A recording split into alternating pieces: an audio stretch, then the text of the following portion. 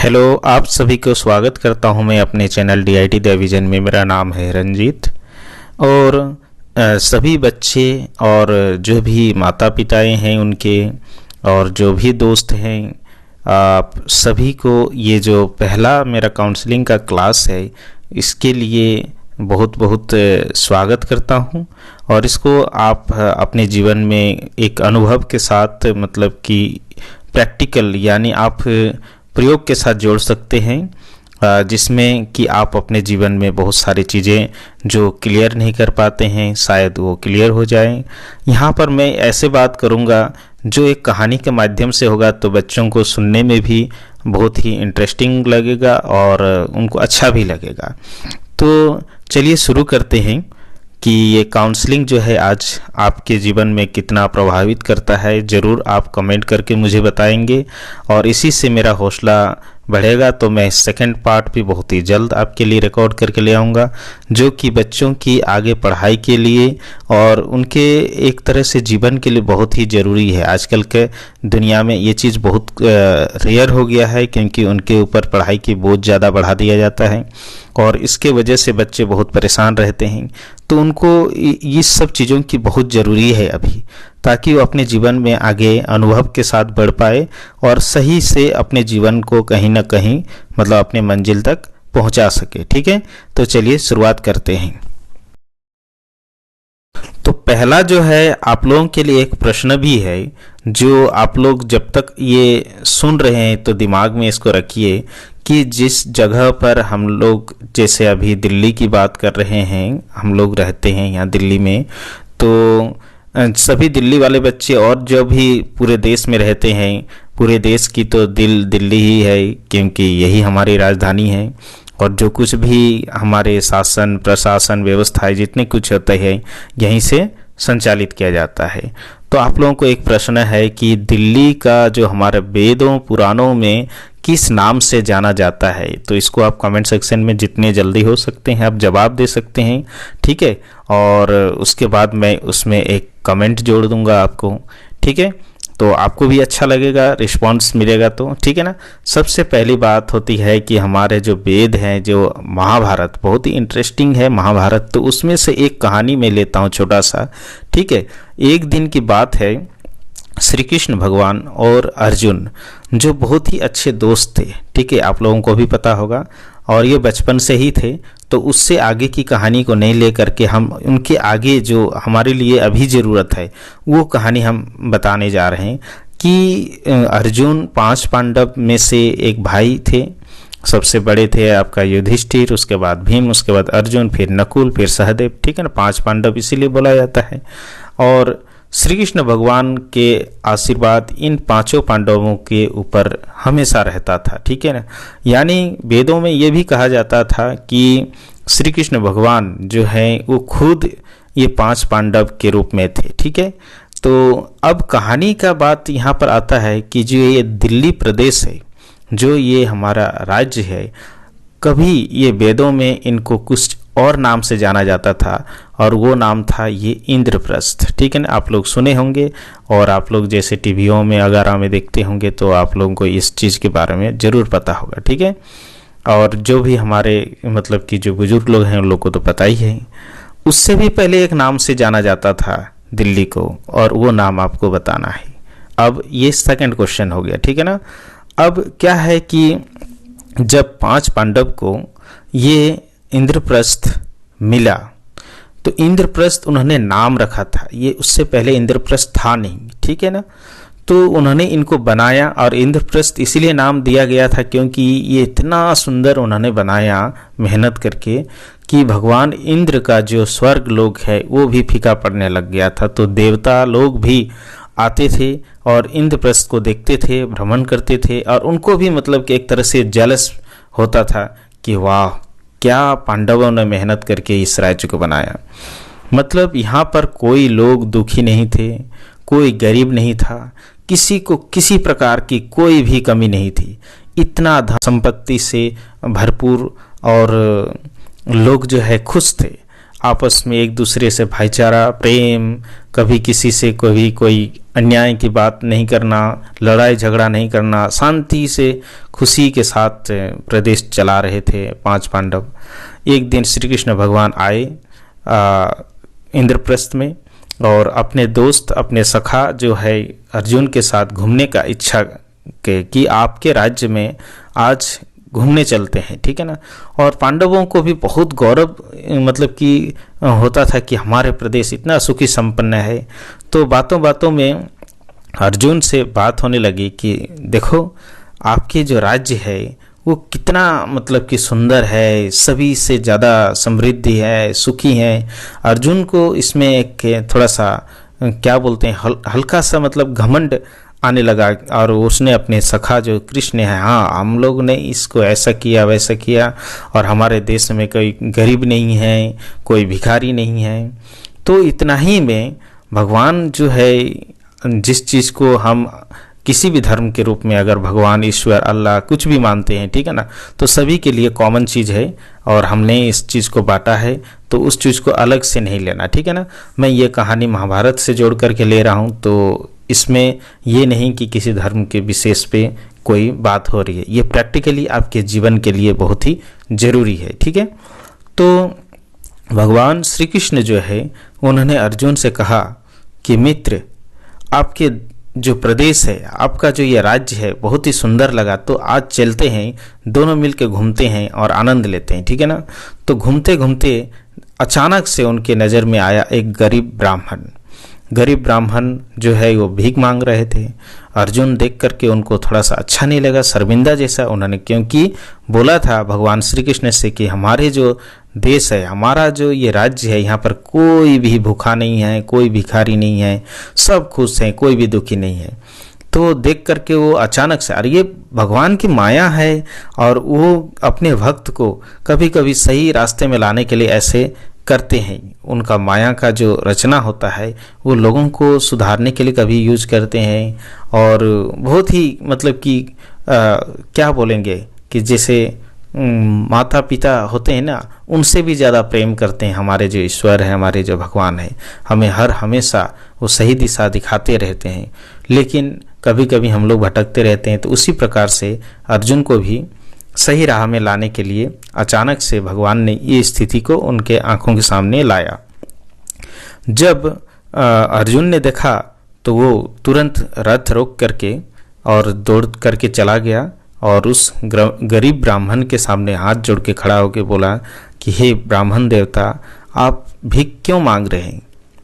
तो वो जो ब्राह्मण है उन्होंने बोला कि महाराज, मेरे घर में खाने की कुछ भी नहीं है, मेरी बीबी है, मेरे एक बच्चे हैं।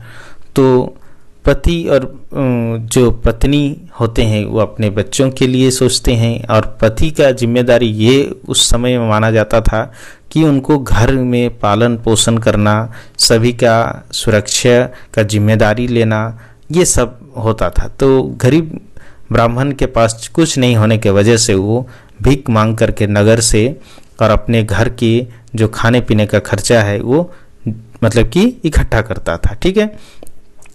तो क्या हुआ कि उन्होंने इस प्रकार की बातें बोला तो अर्जुन को लगा कि मेरे राज्य में कोई ऐसा गरीब है और भीख मांग रहा है, ये मुझे बिल्कुल भी अच्छा नहीं लग रहा है। तो हे ब्राह्मण देवता, आप जो है मेरे जो कुछ दिया हुआ भेंट है ये आपके जीवन में बहुत लाभ पहुंचाएगा, आपको कभी भी भीख मांगने की ज़रूरत नहीं पड़ेगी। तो मैं कुछ आभूषण आपको देता हूं जो सोने जेवर से है बना हुआ, इसको आप किसी जौहरी के पास चले जाएंगे, सुनार के पास चले जाएंगे और उनको आप बेच देंगे तो इतना दौलत देगा कि आपको कभी भीख मांगने की नौबत नहीं आएगी। तो गरीब ब्राह्मण बहुत खुश हुआ और धन्यवाद दिए, आशीर्वाद दिए अर्जुन को, बोले कि आप जैसे राज्य में आपके जैसे राजा हो, प्रशासक हो, तो हमारे जैसा गरीब हो ही नहीं सकता। अर्जुन को भी अच्छा लगा और ये सोना लेकर के गरीब ब्राह्मण जा रहा था बहुत खुशी से कि रास्ते में एक जंगल पड़ा और उस जंगल में एक डाकू था, उसने वो सोना सारा उस ब्राह्मण से छीन लिया। अब ब्राह्मण फिर से वही गरीब रह गया और उसको फिर से दूसरे दिन फिर से भीख मांगना पड़ रहा था। तो जब अर्जुन घूमते घूमते फिर से देखा और श्री कृष्ण भगवान भी थे, तो उन्होंने सोचा कि अरे इस ब्राह्मण को तो मैंने बहुत सारा आभूषण दिया था, फिर भी भीख मांग रहा है। फिर वो रथ को रोक करके फिर से गया और फिर उनके सामने हाथ जोड़ के बोला, हे गरीब ब्राह्मण देवता, आज आप फिर से भीख मांगने आए हैं, क्यों? तो उन्होंने बोला कि महाराज, जो आभूषण आपने दिया था, जो सोना आपने दिया था, वो तो मैं घर तक भी नहीं ले जा पाया। रास्ते में एक जंगल था, वहाँ पर एक डाकू ने मुझसे ये सारा दौलत छीन लिया और मैं फिर से गरीब रह गया। तो मुझे भीख मांगना पड़ रहा है क्योंकि मेरे घर में खाने को कुछ भी नहीं है। तब अर्जुन को बहुत अच्छा नहीं लगा और दुखी हुआ। फिर उन्होंने क्या किया कि अपने जो मुकुट में एक मणि यानी एक डायमंड हीरा जुड़ा हुआ था, उसको निकाल करके उन्होंने दे दिया। बोला कि ये लो, इसको अच्छे से ले जाओ, सुरक्षित ले जाओ, और ये आपके 7 पुश्तों तक इतना धन दे सकता है कि आप 7 पुश्ते तक बैठ के खाएंगे तब भी ख़त्म नहीं होगा। तो गरीब ब्राह्मण जो है वो बहुत खुशी से जा रहा है ना। और जाते जाते अब तो कोई दिक्कत हुआ नहीं, घर पहुंच गया।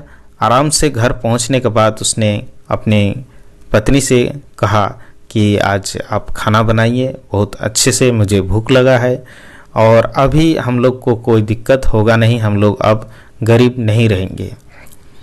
पहले ज़माने में क्या था, कोई संदूक वगैरह गरीब घर में होता नहीं था, मटका होता था और मटके में ही वो संदूक का उपयोग करते थे, जैसे कपड़े रखना, अनाज रखना, खाने का कोई सामान रखना। तो वो मिट्टी का मटका था। 2 मटका था उनके घर में। तो एक मटके में उन्होंने उस मणि को यानी उस हीरे को रख दिए। दूसरा मटका उनकी पत्नी लेकर के नदी में पानी लाने चले गए और ब्राह्मण जो है वो स्नान करने चले गए। और जब उनकी पत्नी पानी लेके आ रहे थे तो उनका मटका रास्ते में टूट गया, जिसकी वजह से वो पंडित जी आएंगे नहा करके और उनको जल्दी से अगर भोजन ना मिले तो हो सकता है क्रोध भी हो। ये डर से वो जल्दी जल्दी भागे भागे आई और जो दूसरा मटका था उसको झट से उठा करके और फिर नदी की तरफ चल पड़ी। और मटका जैसे ही पानी में डुबो दिया, वैसे ही जो दूसरे मटका में मणि था यानी जो डायमंड था, हीरा, वो पानी में गिर गया। और उनकी पत्नी जो है जल्दी जल्दी पानी लेके आई और भोजन की व्यवस्था करने लगे। तब तक पंडित जी आ गए। पंडित जब घर पहुँचे तो उन्होंने पूछा कि जो मैंने मटके में रखा वो कहाँ है। उनकी पत्नी बोला कि जो पहला मटका मैं लेके गई थी वो रास्ते में टूटने के कारण मैं ये दूसरा मटका लेके गई और पानी डुबो के लाए और इसमें तो कुछ मिला नहीं मुझे। और ब्राह्मण को समझ में आ गया कि ये जो डायमंड था, हीरा था, वो नदी में गिर गया होगा। तो फिर से ब्राह्मण जो है गरीब रह गया और फिर वो नगर में भीख मांगने के लिए चले गए। और अर्जुन और श्री कृष्ण फिर घूमते घूमते फिर से वो ब्राह्मण देवता नजर आए। और अर्जुन अब जो है उनको बहुत बुरा भी लग रहा था अंदर से कि मैंने 2 बार इनको ऐसे ऐसे चीज़ दिया, उसके बाद भी ये फिर से भीख मांगने आए। लेकिन वो भगवान साथ में थे तो बोले कि जानने के लिए तुरंत आए, रथ को रोक करके और पूछे कि जी आपको तो मैंने पहले आभूषण दिया सोने का, वो भी आपसे छिन गई, और दूसरी बार मैंने आपको हीरा दिया जो बहुत ही कीमती था, वो क्या हुआ और अब आप क्यों भीख मांग रहे हैं। तो ब्राह्मण ने बताया सारी कहानी कि ऐसा मेरे साथ हुआ। तब अर्जुन समझ गया कि अब मैं क्या करूं। तो उन्होंने फिर भी सोचा कि चलो मैं कुछ और देता हूं। इतना कुछ देने के लिए सोच रहे थे, तभी भगवान श्री कृष्ण ने अर्जुन को बोला कि अर्जुन आप रुक जाओ, अब मैं ही दूंगा इनको, ठीक है। तो अर्जुन बोल रहे हैं कि ठीक है, आप देंगे तो बहुत कुछ अच्छा ही होगा। तो उन्होंने, भगवान ने क्या किया, उनको सिर्फ 2 पैसे दिए और उस समय 2 पैसे से एक ही बार का भोजन एक परिवार के लिए चल सकता था। तो गरीब ब्राह्मण को उन्होंने बुला करके 2 पैसे दिए और ब्राह्मण जो है उस 2 पैसे को लेकर के जा रहे थे रास्ते में और सोचते जा रहे थे कि इस 2 पैसे से तो मेरा एक दिन का ही सिर्फ खाना पूरा होगा, दूसरे दिन से तो मुझे फिर से मतलब कि भीख मांगना पड़ेगा। तो ऐसे सोचते सोचते जाते जाते रास्ते में नदी के किनारे पेड़ के नीचे बैठ गया और देख रहा था कि एक मछुआर जो है मछली पकड़ रहा था और मछली पकड़ने के दौरान उसके जाल में एक मछली फंस गया जो थोड़ा ठीक ठाक था और तड़प रहा था और मछुआर बहुत खुश हो रहा था कि मुझे मछली मिल गया। तो ब्राह्मण को देख करके अच्छा नहीं लगा और उन्होंने पूछा कि ये जो मछली जो आप पकड़ रहे हैं इस मछली को आप करेंगे क्या? तो मछुआर ने जवाब दिया कि ये मछली को मैं बाज़ार में जाके बेचूंगा और इससे जो भी मुझे पैसा मिलेगा उससे मैं घर के लिए भोजन खरीद के ले जाऊंगा, जहाँ कि मेरे बच्चे हैं, मेरी पत्नी हैं, उनके लिए भी भोजन होगा और मेरे लिए भी, हम लोग का आज के लिए ये भोजन पूरा हो जाएगा। तो गरीब ब्राह्मण ने बोला, अच्छा तो 2 पैसे में आप बेचेंगे? जी हाँ बोल रहा है। तो गरीब ब्राह्मण ने बोला कि ऐसा करो, मैं 2 पैसा दे रहा हूँ आपको, ये पैसा लो और ये मछली मुझे दे दो। तो मछुआर खुश हो गया, बोला कि मुझे बाजार भी जाना नहीं पड़ रहा है और 2 पैसे यहीं के यहीं मिल गया। तो बोला बिल्कुल आप लीजिए। तो ब्राह्मण ने उस मछली को लिया, 2 पैसे मछुआर को दिया और उस मछली को उन्होंने पानी में छोड़ने का कोशिश किया, क्योंकि उनको दया आया कि मछली तो मारा जाएगा, तड़प रहा था यार, ये जीव है। तो जो ब्राह्मण है वो जैसे ही उस मछली को पानी में छोड़ने के लिए जा रहा था कि उस मछली के पेट से वही जो हीरा है वो क्या किया, बाहर निकाल दिया मछली ने, ठीक है, मतलब कि उगल दिया। तो मछली जैसे छोड़ रहा था वैसे ही उगल दिया, तो वो हीरा उसके हाथ में आ गया ब्राह्मण के, और ब्राह्मण हीरा देख करके बहुत खुश हुआ और ज़ोर ज़ोर से चिल्लाने लगा, मिल गया मिल गया मिल गया, मुझे मिल गया। तो इसी समय वो जो डाकू जिसने उनका सोना जेवर सब चुराए हुए थे उसी नदी के किनारे से होकर गुजर रहा था और ब्राह्मण को जैसे ही देखा वो डर गया, क्योंकि उसके मुंह से निकल रहा था कि मिल गया मिल गया। तो वो डाकू डर के मारे भागते भागते आया ब्राह्मण के पास और हाथ जोड़ करके गिर पड़ा, बोल रहा है कि ब्राह्मण देवता आप शोर मत मचाइए, क्योंकि कुछ ही दूर में श्री कृष्ण भगवान और अर्जुन खड़े थे और वो देख रहे थे, ठीक है। क्योंकि अर्जुन को ये संदेह होने लगा कि भगवान श्री कृष्ण बहुत कुछ दे सकते थे लेकिन 2 ही पैसे दिए, तो रोक करके देख रहे थे कि ये ब्राह्मण क्या करेंगे। तो भगवान भी वहाँ देखने लगे।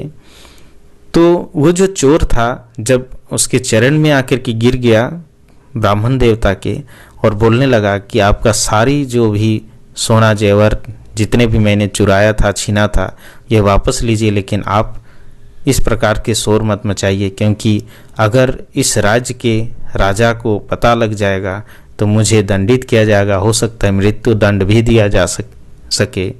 तो आप कृपा करके मतलब शोर मत मचाइए। तो इस प्रकार से ब्राह्मण जो सोचा भी नहीं था वो सारा कुछ उनको वापस मिल गया, ठीक है। और ये चीज़ दूर खड़े अर्जुन और श्री कृष्ण देख रहे थे। तो इस प्रकार से ब्राह्मण तो फिर गरीबी से अमीर हो गया, उनके पास से गरीबी का दुख का जो भी साया था वो हट गया। अब जो बात आती है अर्जुन के मन में प्रश्न की, ये प्रश्न उठता है कि मैंने तो इनको इतने बार कुछ दिया यार, कुछ भी सुधार नहीं हुआ, और भगवान श्री कृष्ण ने 2 ही पैसे दिए और इनके जीवन में बहुत कुछ परिवर्तन आ गया। तो भगवान श्री कृष्ण से हाथ जोड़ के पूछते हैं, हे माधव, कि ये जो आपका चमत्कार है इसका रहस्य आप समझाइए कि ये ब्राह्मण को मैंने बहुत कुछ दिया और उससे कुछ भी इनका दुख तकलीफ हल नहीं हो पाया, लेकिन अपने क्षण भर में सब दुख को सब कष्ट को मतलब कि ख़त्म कर दिया और ब्राह्मण को आप गरीब से अमीर बना दिए, ये तो आप ही का कुछ न कुछ रहस्य है। तो मुस्कुरा कर भगवान जो है वो अर्जुन को जवाब देते हैं कि अर्जुन, ब्राह्मण देवता जो है ना, वो इससे पहले कुछ भी अच्छा नहीं कर रहे थे और सिर्फ वो भीख मांग करके अपना जीवन को, अपने परिवार को पाल रहे थे। लेकिन उन्होंने पहली बार एक मेरा काम किया। तो अर्जुन बोले, कैसे? देखो, मैं पूरे संसार को चला रहा हूँ और जितने भी सृष्टि है ये सब मेरे ही किए हुए हैं। जो व्यक्ति मेरा कार्य को अपना कार्य समझेगा उनके लिए तो मुझे करना ही पड़ेगा ना। तो अर्जुन को समझ में ये कम आया, तो बोला, भगवान कैसे? तो बोले, देखो, उस मछली को तड़प रहा था, वो भी तो एक प्राणी है, उसको बचाने का जिम्मेदारी तो मेरा है। लेकिन ब्राह्मण के मन में क्या आया, उसके ऊपर दया आया। वो सोचा कि ये मछली अगर इस पानी से ज़्यादा देर तक दूर रहेगा तो मर जाएगा और इसको मैं बचा सकता हूँ, क्योंकि जो मछुआरा है उसको 2 पैसे की ज़रूरत है, मेरे हाथ में अभी 2 पैसे हैं, तो इसको दे करके मैं इस जीव को बचा सकता हूँ।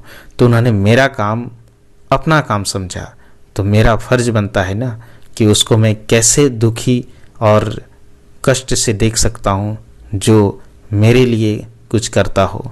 तो इसीलिए मैंने ये चीज़ किया इनके लिए।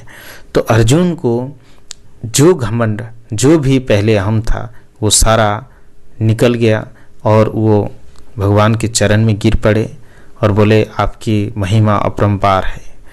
तो इस प्रकार से भगवान जो है हमें समय समय पर अच्छे राह में लाने के लिए कुछ न कुछ हमारे साथ मतलब कि स्थिति को परिवर्तन या आपके जीवन में बहुत सारी चीज़ों को परिवर्तन करते रहते हैं।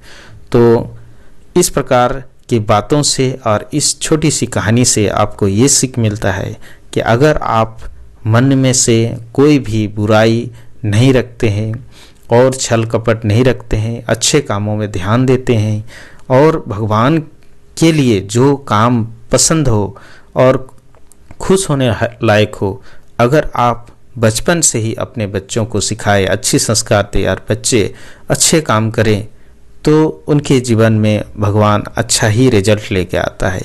तो इसको हम साइंस के तरफ से अगर हम जोड़ें तो जैसे न्यूटन्स का तीसरा लॉ है कि every action is equal to their reaction, यानी हर एक क्रिया का प्रतिक्रिया उसके बराबर होता है।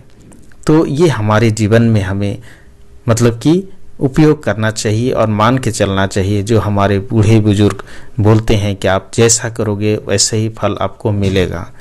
तो यही कहानी था और ये आपका मोटिवेशनल था और ये काउंसलिंग था कि बच्चे आप जैसा करेंगे वैसे ही आपके साथ रिजल्ट होगा। तो आप ये मत सोचो कि मेरे लिए ये क्यों नहीं हुआ, वो क्यों नहीं हुआ। आप ये सोचो कि मैंने क्या नहीं किया, ठीक है, और उसको सुधारने की ज़रूरत है। तो चलिए आज के लिए इतना ही। अब जो है नेक्स्ट आपके काउंसलिंग क्लास में मैं कुछ और अनुभव के साथ आऊँगा और आप लोग जो हैं अपने से बड़े जो हैं अपने माता पिता के सबसे पहले बात हमेशा बिना प्रश्न किए सुनिए। क्यों? क्योंकि भगवान भी अपने से पहले दर्जा माँ बाप का देते हैं। भगवान ने जब भी माँ बाप को बनाया दुनिया के लिए तो बहुत पछताए। पता है क्यों? क्योंकि भगवान बोले कि मैंने तो सब कुछ बनाया, लेकिन सारा प्रेम प्यार जो कुछ होता है वो माता पिता को मिलता है और माता पिता उसका सुख अनुभव करते हैं।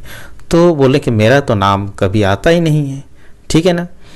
तो इसीलिए माँ को बना करके खास करके भगवान तो बहुत पछताते हैं। तो इसीलिए जो है माँ बाप के कदर करो, उनकी बातें सुनो, क्योंकि वो अपने जीवन के साथ बहुत सारे ऐसा अनुभव होता है जिसके वजह से आपको समय समय पर रोकते रहते हैं बुरे कार्य करने से। तो उस समय आप मन में ये प्रश्न मत करो कि ये काम मेरे माता पिता क्यों नहीं करने दे रहे हैं। और अपने बराबर के दोस्तों से आप जब अनुभव को शेयर करते हो कि मेरे माता पिता ऐसे बोलते वैसे बोलते हैं। तो वो भी जो दोस्त है वो भी उसी समय के उसी दौर से गुजर रहा होता है। तो आपका अनुभव और उनका अनुभव में कोई ज़्यादा फर्क नहीं है, तो वो आपको अच्छे राह नहीं बता सकता। तो इसीलिए अपना दोस्त जो है, अपना जो अनुभवी दोस्त है, वो आपके सबसे पहले आपका माता पिता है। और अगर आपके दादा दादी नाना नानी हैं तो वो और भी अच्छे हैं। उनका आशीर्वाद, उनका जो अनुभव है, आप साथ में बैठ के लेते रहें। इसी से आप एक अच्छा इंसान बन सकते हैं और सक्सेस भी बन सकते हैं। क्योंकि बोलते हैं ना, जब हम बीज को रोपते हैं तो उसकी अच्छी परवरिश, अच्छी सिंचाई होना ज़रूरी है। नहीं तो बंजर ज़मीन में अगर कोई बीज रोप दिया तो वो कभी भी पौधा नहीं बन सकता। अगर निकल भी गया तो वो अच्छा पौधा नहीं बन सकता, अच्छा फलदार नहीं हो सकता है। तो इसीलिए आप लोग ज़रूर इस बात को समझिए। इस कहानी के माध्यम से यही मेरा उपदेश देने का और यही मेरा मतलब कि सोच था कि आप लोगों को एक कहानी के माध्यम से सही राह में लाया जाए। और जो भी आपके बैड हैबिट हैं, यानी जो भी आप गलत कार्य या गलत तरीका का जो अभी मतलब कि आदत डाल रहे हैं, उनको जल्द से जल्द छोड़ दीजिए। क्योंकि आजकल जैसे मैं देख रहा हूँ, नई जनरेशन में बहुत जल्दी बच्चे बिगड़ भी रहे हैं, माता पिता से दूर भी होते जा रहे हैं। स्कूलों में मैं देखता हूँ स्कूल के बच्चों को, तो उनमें से 90% बच्चे जो हैं वो थोड़ा सा अलग तरीके से मतलब अपने जीवन को ढल रहे हैं। और ज़्यादातर स्कूल के बच्चे भी आप नशे के तरफ अट्रैक्ट हो रहे हैं। तो मैं चाहूँगा कि नशे से बिल्कुल दूर रहिए। नशे का कोई भी चीज़ जो होता है अपने जीवन में कभी भी आनंद नहीं ला सकता। शुरुआत में आपको बहुत सारी चीज़ें लोग जो है ना उनको बहलाएंगे फुसलाएंगे, लेकिन बाद में वो आपकी ऐसी मजबूरी हो जाएगी कि जिसको आप छोड़ भी नहीं पाओगे और पछताते रहोगे। तो ठीक है, आज के लिए इतना ही, और आगे मैं आपको किसी और प्रकार की काउंसलिंग क्लास में लेके आऊँगा। तो ज़रूर आप लोग उसको सुनिए, अपने जीवन में नया अनुभव लाइए और आगे बढ़िए। यही है मेरा सभी बच्चों के लिए आशीर्वाद। और बड़ों को धन्यवाद फिर से आप लोगों को मेरे चैनल में आने के लिए। तो आप लोग लाइक करिए, शेयर करिए, और चैनल को जो भी नए हैं वो सब्सक्राइब कर लीजिए। क्योंकि यहाँ पर कोई भी पैसा नहीं लगता है, सिर्फ आप लोगों का प्रेम और प्यार लगता है। Thank you so much.